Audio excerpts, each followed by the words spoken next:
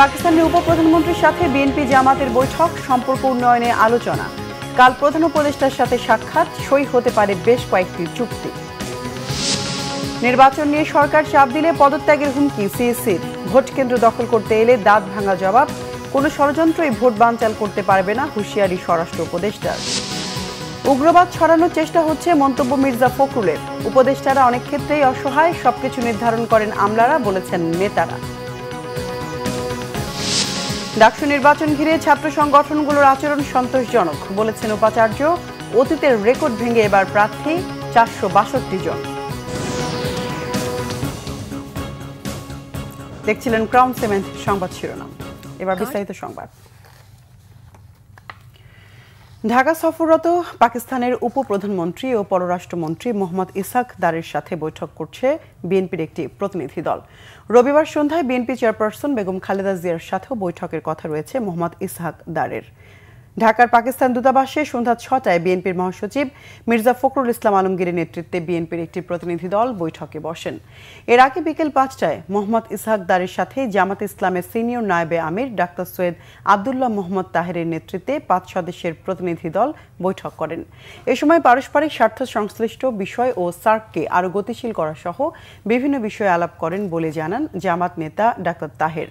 এর আগে পাকিস্তানের পররাষ্ট্রমন্ত্রীর সাথে বৈঠক করেন আখতার হোসেন সহ এনসিপির 7 সদস্যের একটি দল। সৌজন্য সাক্ষাতের জন্য ওনারা আমাদেরকে দাওয়াত দিয়েছিলেন। আমরা 5 সদস্য একটা ডেলিগেশন পাকিস্তানের ডেপুটি প্রাইম মিনিস্টার এবং ফরেন মিনিস্টারের সাথে তাদের আমন্ত্রণে এখানে এসেছি এবং সৌজন্য সাক্ষাৎ হয়েছে। আমাদের সাথে দুই দেশের স্বার্থ সংশ্লিষ্ট বিষয়, একটা আঞ্চলিক বাণিজ্য এবং পারস্পরিক কীভাবে আরও সম্পর্ক বৃদ্ধি করা যায় এসব বিষয়ে আলোচনা হয়েছে। এর আগে 3 দিনের সফরে ঢাকায় পৌঁছান পাকিস্তানের উপপ্রধানমন্ত্রী ও পররাষ্ট্রমন্ত্রী ইসহাক দার। দুপুর 1টার পর হজরত শাহজালাল আন্তর্জাতিক বিমানবন্দরে অবতরণ করে তাকে বহনকারী বিমান। পররাষ্ট্র সচিব আসাদ আলম সিয়াম বিমানবন্দরে তাকে স্বাগত জানান। পাকিস্তানের পররাষ্ট্রমন্ত্রীর সফরে বেশ কয়েকটি দ্বিপক্ষীয় সহযোগিতা চুক্তি সই হবে। পররাষ্ট্রমন্ত্রী ইসহাক দার রবিবার বিকেলে প্রধান উপদেষ্টা ডক্টর মোহাম্মদ ইউনূসের সাথে সৌজন্য সাক্ষাৎ করবেন। এছাড়া একই দিন সকালে পররাষ্ট্র উপদেষ্টা তৌহিদ হোসেনের সঙ্গে একান্তে এবং পরে দ্বিপক্ষীয় বৈঠক করবেন তিনি। ওই বৈঠকে বাণিজ্য, সংস্কৃতি, গণমাধ্যম, প্রশিক্ষণ ও ভ্রমণ বিষয়ে বেশ কয়েকটি সহযোগিতামূলক সমঝোতা স্মারক সই হবে।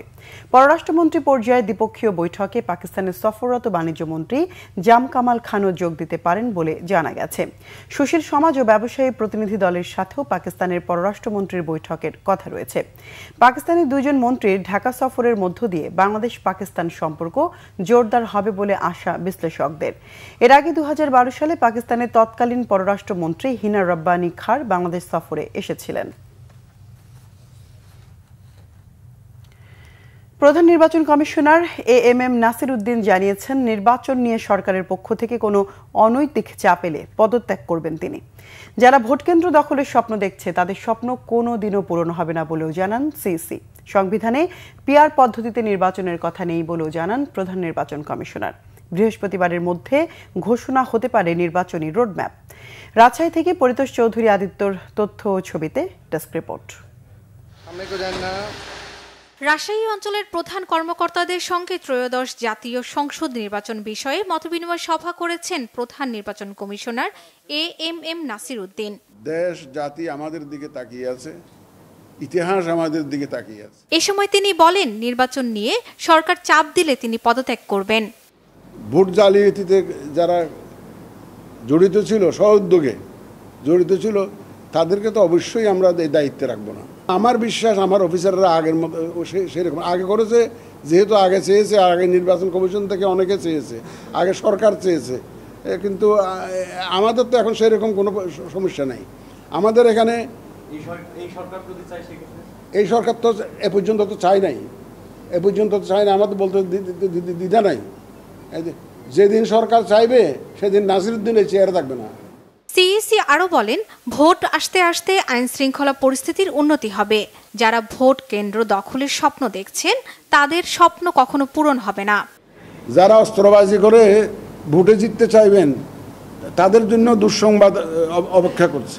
সুতরাং অস্ত্র উদ্ধারের একটা অভিযান চলবে এবং ফিল্ড লেভেলে অ্যাডজাস্টমেন্ট, যেটা অফিসারদের লেভেলে যে অ্যাডজাস্টমেন্ট, প্রশাসন থেকে আরম্ভ করে পুলিশ এবং আমাদের নির্বাচন কমিশনের সেই অ্যাডজাস্টমেন্ট, এটা একটা চলমান প্রক্রিয়া এবং ভোটকে সামনে রেখে আমরা কিন্তু এই অ্যাডজাস্টমেন্টগুলো করছি।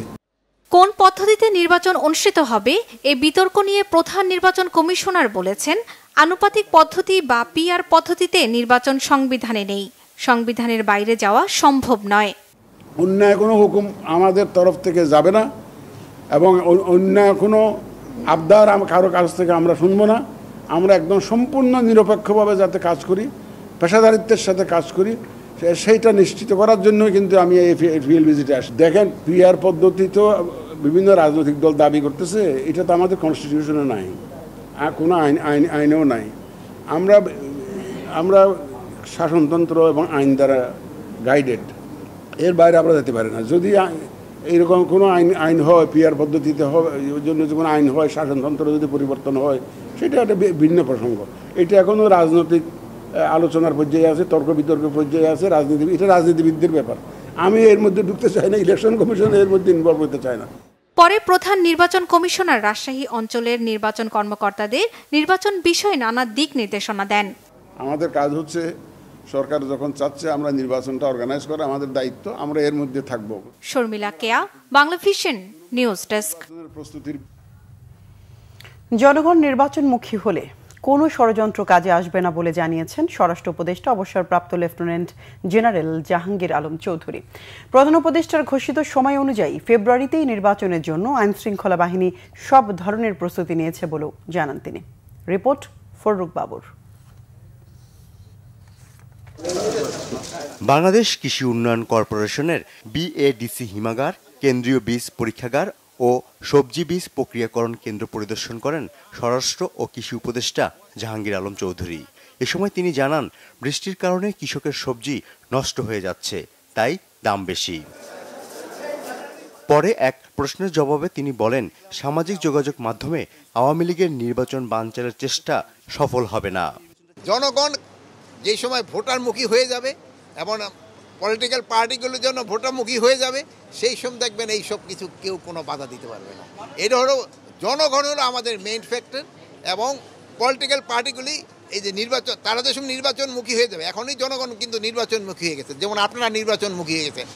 নির্বাচনকে কেন্দ্র করে অবৈধ অস্ত্রের মহড়া বন্ধে উদ্যোগ নেওয়া হয়েছে বলেও জানান স্বরাষ্ট্র উপদেষ্টা। ক্ষেত্রে নির্বাচনের প্রস্তুতি যেভাবে নেওয়া দরকার আমরা ওভাবেই প্রস্তুতি নিচ্ছি। আল্লাহ দিলে ফেব্রুয়ারি মাসে নির্বাচন করতে আমাদের কোনো ধরনের অসুবিধা হবে না। অস্ত্র কিন্তু একটা চলমান প্রক্রিয়া, এটা কিন্তু ডেইলি অস্ত্র উদ্ধার হচ্ছে। ইলেকশনের আগে আমরা আশা করতেছি প্রায় অস্ত্রই আমরা উদ্ধার করে ফেলব। এদিকে রাজধানীর দারুসালাম থানা পরিদর্শন করেন জাহাঙ্গীর আলম। মিরপুর এলাকায় সন্ত্রাসী কর্মকাণ্ড বেশি হয় এমন কথা উল্লেখ করে তিনি বলেন, আইনশৃঙ্খলা পরিস্থিতি স্বাভাবিক হচ্ছে। ফররুক বাবু, বাংলা ভিশন, ঢাকা। বিএনপির মহাসচিব মির্জা ফখরুল ইসলাম আলমগীরের অভিযোগ, মানুষের প্রগতিশীল চিন্তাকে ভিন্ন খাতে নিয়ে উগ্রবাদ ছড়িয়ে দেওয়ার চেষ্টা করা হচ্ছে। উপদেষ্টারা অনেক ক্ষেত্রে অসহায়, কারণ আমলারাই সবকিছু নির্ধারণ করে দেয় বলে মন্তব্য করেন বিএনপি নেতারা। তারা জানান, যদি গণতান্ত্রিক নির্বাচন করা যায় তবে ভবিষ্যতে জবাবদিহিতা নিশ্চিত করা যাবে। রিপোর্ট করছেন সিকান্দার রেমান। সামাজিক সুরক্ষা নিয়ে অর্পণ আলোক সংঘের আলোচনা সভাটি হয় জাতীয় প্রেস ক্লাবে।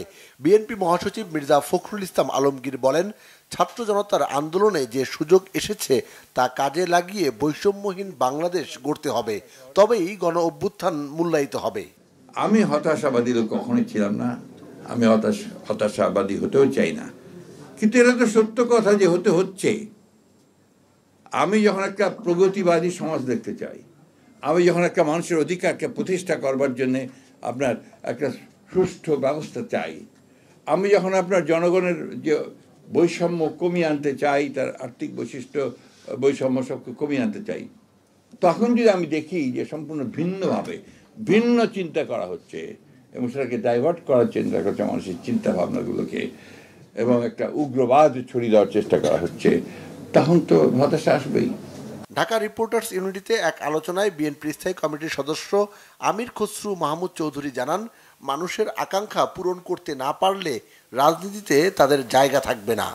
শেখ হাসিনা পালিয়ে যাওয়ার পরে বাংলাদেশের জনগণের মনোজগতে যে পরিবর্তন এসেছে, যে প্রত্যাশা জেগেছে, যে আকাঙ্ক্ষা জেগেছে, যে রাজনীতিবিদ এবং যে রাজনৈতিক দল সেটা বুঝতে পারবে না, ধারণ করতে পারবে না, বাংলাদেশের রাজনীতিতে আগামী দিনে তাদের জন্য কোনো জায়গা থাকবে না। এদিকে তারেক রহমানের রাজনীতি গণ অভ্যুত্থানের সাবলিমিটি বইয়ের প্রকাশনা উৎসবের আয়োজন করে centre for development research CDR.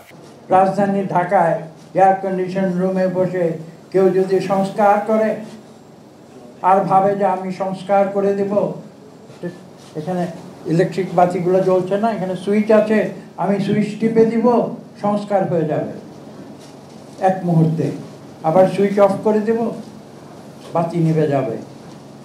পুরাতন প্রজন্ম থেকে নতুন প্রজন্মে যে রূপান্তর, সেটা কিন্তু ইলেকট্রিক সুইচের মতো হয় না। ঢাকা বিশ্ববিদ্যালয়ের থিয়েটার অ্যান্ড পারফরমেন্স স্টাডিজ বিভাগের সাবেক চেয়ারম্যান অধ্যাপক ডক্টর সাইফুল ইসলামের লেখা এই বইয়ের প্রকাশনা উৎসবে রাজনীতিবিদরা ছাড়াও শিক্ষাবিদ ও গবেষকরা উপস্থিত ছিলেন। সিকান্দার রেমান, বাংলা ভিশন, ঢাকা।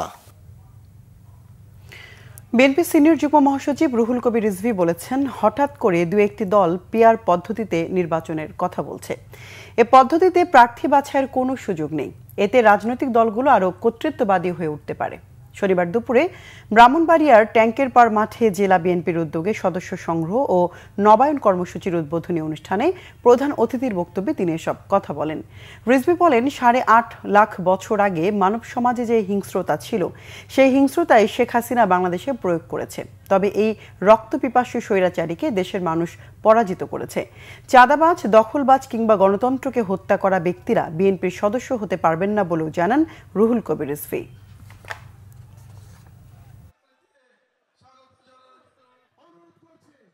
শেখ হাসিনা যা চাচ্ছিলেন পিআর পদ্ধতি, মানে আনুপাতিক নির্বাচন পদ্ধতি, অনেকটা ওইরকম। যদি সেরকমই হয়, তাহলে এই যে গণতন্ত্রের জন্য এত আন্দোলন, এই যে বাচ্চা মাসুম ছেলেরা যে এই আপনার রক্ত দিল, এবং বিএনপি 16 বছর ধরে নিরন্তর সংগ্রাম করেছে গণতন্ত্র ফিরিয়ে দেওয়ার জন্য, তাদের যে অবদান, সেই অবদানকে দল স্বীকৃতি দিবে না, দেশ স্বীকৃতি দেবে না, নিশ্চয় তাদের দলকে, দেশকে সেই স্বীকৃতি তাদের দিতে হবে। নতুন সংবিধান ছাড়া নির্বাচনে না যাওয়ার ঘোষণা দিয়েছে জাতীয় নাগরিক পার্টি এনসিপি। শনিবার দলটির অস্থায়ী প্রধান কার্যালয়ে জুলাই সনদের খসড়া নিয়ে আয়োজিত সংবাদ সম্মেলনে কথা বলেন দলটির সদস্য সচিব আখতার হোসেন। বলেন, আইনি ভিত্তি না দিলে জুলাই সনদে স্বাক্ষর করবে না এনসিপি। এ সময় নতুন সংবিধানের জন্য গণপরিষদ নির্বাচনের দাবিতে রাজনৈতিক দলগুলোকে একমত হওয়ারও আহ্বান জানান এনসিপির এই নেতা। বলেন, 72-এর মুজিববাদী সংবিধান অব্যাহত রেখে নির্বাচন করলে আবারও স্বৈরাচার ফেরার শঙ্কা আছে। বিএনপি সংস্কার প্রস্তাবনা কতটুকু মন থেকে গ্রহণ করেছে তা নিয়েও প্রশ্ন তোলেন আখতার হোসেন। যদি সরকার সামনে নতুন সংবিধানের বিষয়ে জুলাই সনদের বিষয়গুলোকে অপরিপূর্ণ রেখে সেটাকে বাস্তবায়ন না করে নির্বাচনের দিকে অগ্রসর হয়, সেই নির্বাচন বাংলাদেশের গণতন্ত্রকে সুরক্ষিত করতে পারবে না। সেই নির্বাচনে জাতীয় নাগরিক পার্টি অংশগ্রহণ করবে কিনা সে ব্যাপারে আমাদের এখনো পর্যন্ত আমাদের মধ্যে সংশয়ের জায়গা রয়েছে। সংস্কার প্রস্তাবনাগুলোকে বিএনপি আসলে কতটা মন থেকে গ্রহণ করে সে জায়গাতে একটা প্রশ্ন তৈরি করেছে। ঢাকা বিশ্ববিদ্যালয়ের উপাচার্য অধ্যাপক ডক্টর নিয়াজ আহমেদ খান বলেছেন, ডাকসু নির্বাচন ঘিরে কিছু সমস্যা থাকলেও ছাত্র সংগঠনগুলোর আচরণে আশাবাদী হয়ে উঠছে প্রশাসন। যতক্ষণ সবাই উপাচার্যের হাত ধরে থাকবেন ততক্ষণ তিনি মাঠে থাকবেন বলেও জানান নিয়াজ আহমেদ খান। হাত ছেড়ে দিলে গণমাধ্যমকে ডেকে বলে দেওয়া হবে কোথায় কোথায় কাজে বাধা হচ্ছে। এদিকে ডাকসু নির্বাচনের প্রধান রিটার্নিং কর্মকর্তা জানিয়েছেন, অতীতের সকল রেকর্ড ভেঙে এবারের নির্বাচনের প্রার্থীর সংখ্যা 462 জন। আচরণবিধি লঙ্ঘনের কোনো লিখিত অভিযোগ নেই বলেও জানান তিনি। মহিবুল্লাহ মুহিবের রিপোর্টে বিস্তারিত। ঢাকা বিশ্ববিদ্যালয়ের কালো দিবসের আলোচনা সভা অনুষ্ঠিত হয় টিএসসি মিলনায়তনে। সভা শেষে সাংবাদিকদের সাথে কথা বলেন উপাচার্য অধ্যাপক ডক্টর নিয়াজ আহমদ খান। তিনি বলেন, নানা মতানৈক্য থাকলেও মোটা দাগে ডাকসু নির্বাচনে অংশ নিচ্ছে ছাত্র সংগঠনগুলো, আর এতে বিশ্ববিদ্যালয়ের সাধারণ শিক্ষার্থীদের মাঝে আনন্দ উৎসব বিরাজ করছে বলেও মনে করেন তিনি। এখন পর্যন্ত আমাদের ছাত্র সংগঠনগুলো যে আচরণ করেছে তাতে আমরা আশাবাদী। অত্যন্ত আনন্দ এবং উদ্দীপনা সাধারণ শিক্ষার্থীদের মধ্যে ছড়িয়ে গেছে, সেটি আমাদের বিরাট একটি শক্তি। এই আয়োজনে সবাই যতক্ষণ আমার হাত ধরে থাকবেন ততক্ষণ আমি মাঠে থাকব। যেখানে আমার হাত ছেড়ে দেবেন আমি পরিষ্কার আপনাদেরকে ডেকে বলে দেব যে এই জায়গাতে আমার বাধা হচ্ছে। প্রধান রিটার্নিং কর্মকর্তা জানিয়েছেন, ত্রুটি বিচ্যুতির কারণে যাদের মনোনয়নপত্র বাতিল হয়েছে তাদের করা আপিলের পর যাচাই বাছাই শেষে প্রকাশিত হবে চূড়ান্ত প্রার্থী তালিকা। বিপুল সংখ্যক প্রার্থী হওয়ায় ব্যালট বক্স নিয়ে দুশ্চিন্তার কথাও জানান তিনি। যাদের মনোনয়নপত্র আমরা বিভিন্ন ত্রুটির কারণে আমরা স্থগিত রেখেছি, তারা এর ভিতরে 28-29 জনের মতো এর ভিতরে আপিল করেছে। আগামীকাল সকালে আমাদের আপিল নিষ্পত্তি বোর্ড আছে, সেখানে তাদের মনোনয়নপত্রের বিষয় সিদ্ধান্ত হয়ে যাবে। আমরা আশা করতেছি কালকের ভিতরে এটা সলভ হয়ে যাবে। উৎসবমুখী পরিবেশ, আপনি চিন্তা করছেন 462 জন প্রাথমিক তালিকায় আছে, 509 জন ডাকসুতে নমিনেশন ফর্ম সাবমিট করেছে, এটা ইতিহাসে রেকর্ড। এদিকে আনুষ্ঠানিক প্রচার প্রচারণার বিধিনিষেধ থাকলেও মধুর ক্যান্টিনের সামনে আনাগোনা বাড়ছে প্রার্থীদের। আছে নির্বাচন নিয়ে নানা শঙ্কাও। এসএম হলে তো জুলিয়াস সিজার তালুকদার আমাদের উপর, আমি নিজেও ভিকটিম ছিলাম সেখানে, যে আমাদের উপর যে ডিম নিক্ষেপ করে হামলা করে ছেলেদের উপর।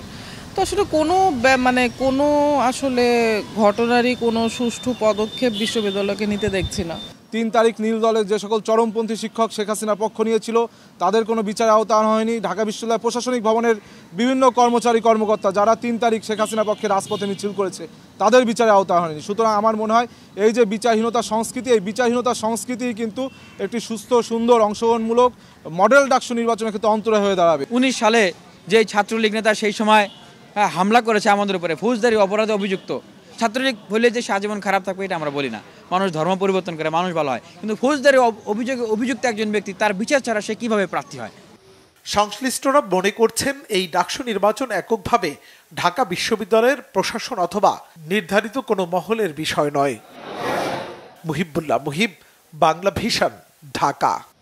প্রধান উপদেষ্টার প্রেস সচিব শফিকুল আলম বলেছেন, মার্কিন শুল্ক ছিল সরকারের জন্য সবচেয়ে বড় চ্যালেঞ্জ, সেটাতে সরকার সফল হয়েছে। রাজধানীতে এক সেমিনারে প্রেস সচিব জানান, শুল্ক যতটুকু কমিয়ে মার্কিন বাজারে যাওয়া যায় সেটি ছিল সরকারের বড় পরিকল্পনা।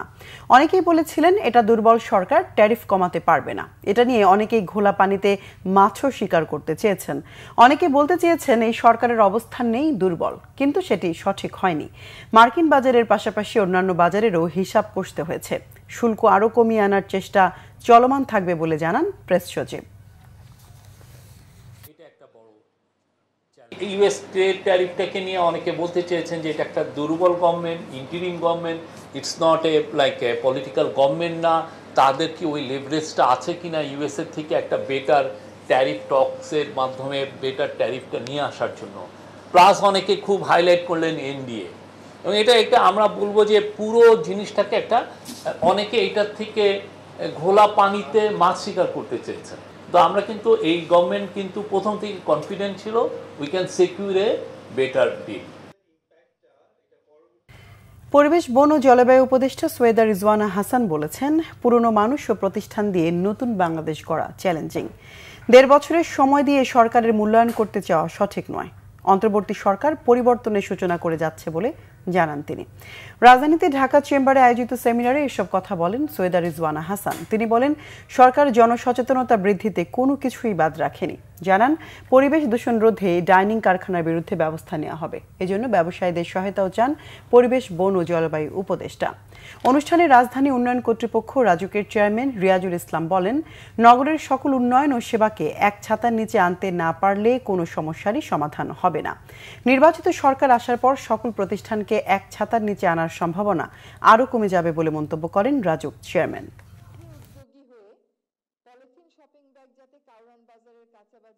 অনেক সময় আমাদেরকে সাফল্য ব্যর্থতার মাপকাঠিতে মাপা হয়, আমি মনে করি না এটা সঠিক বলে।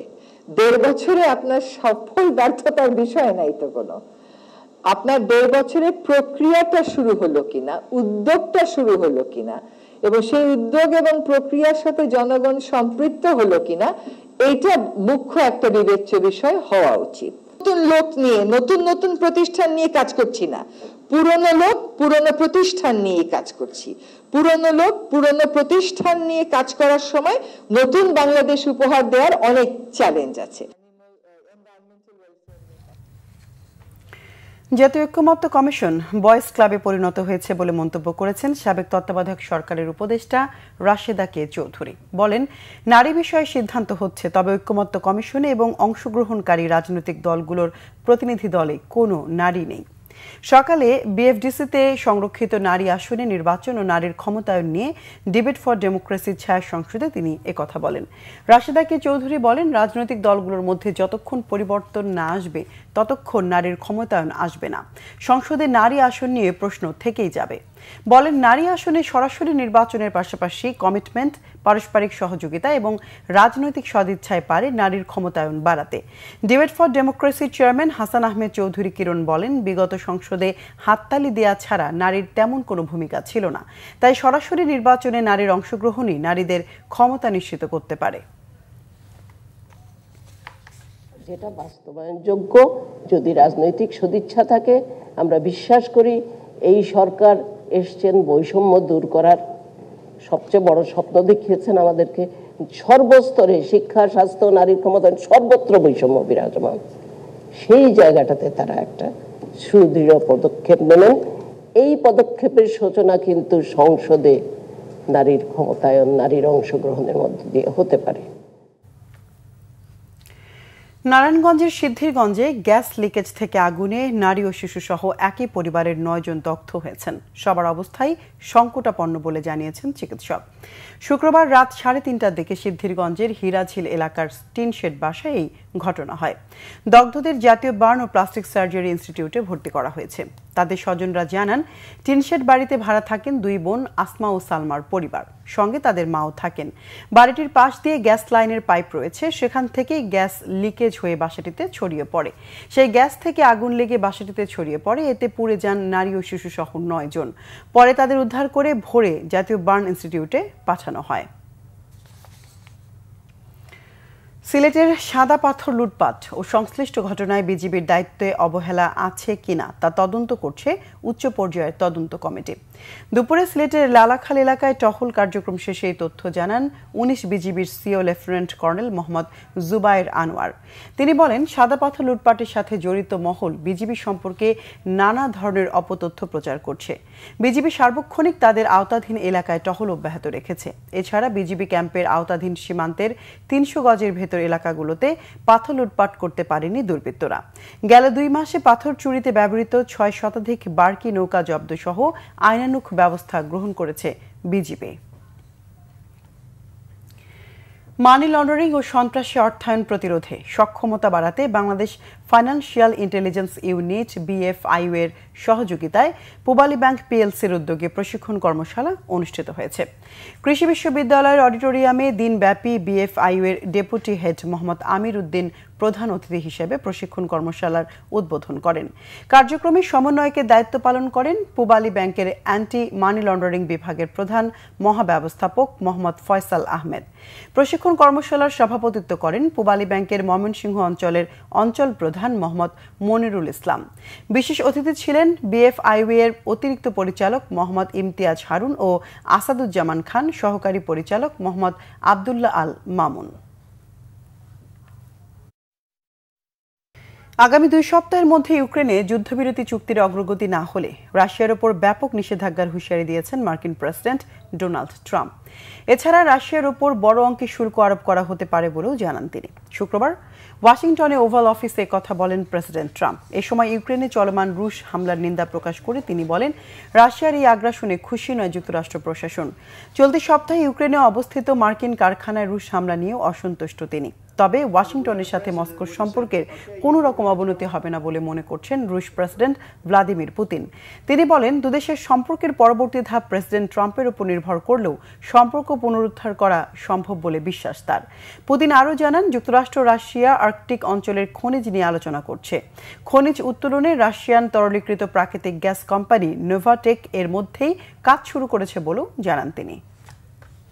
সংবাদ শেষ করব ক্রাউন সিমেন্ট শিরোনামগুলো আরেকবার জানিয়ে। পাকিস্তানের উপপ্রধানমন্ত্রীর সাথে বিএনপি জামাতের বৈঠক, সম্পর্ক উন্নয়নে আলোচনা। কাল প্রধান উপদেষ্টার সাথে সাক্ষাৎ, সই হতে পারে বেশ কয়েকটি চুক্তি।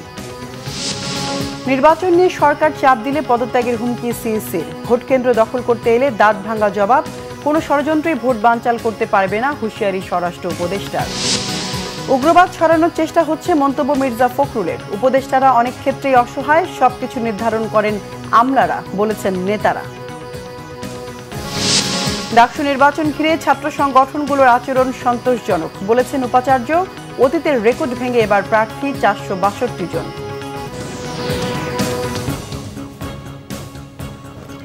দর্শক, এ ছিল এখনকার মতো। পরের সংবাদ রাত 10:30টায়। এর আগে 9টায় রয়েছে নিউজ 20, দেখার আমন্ত্রণ রইল। এছাড়া বাংলাভিশন সংবাদ ও সংবাদ সংশ্লিষ্ট অনুষ্ঠান দেখতে ভিজিট করুন www.bvnews24.com ও facebook.com/banglavishnnews এবং সাবস্ক্রাইব করুন youtube.com/banglavishnnews। এতক্ষণ সঙ্গে থাকায় ধন্যবাদ সবাইকে।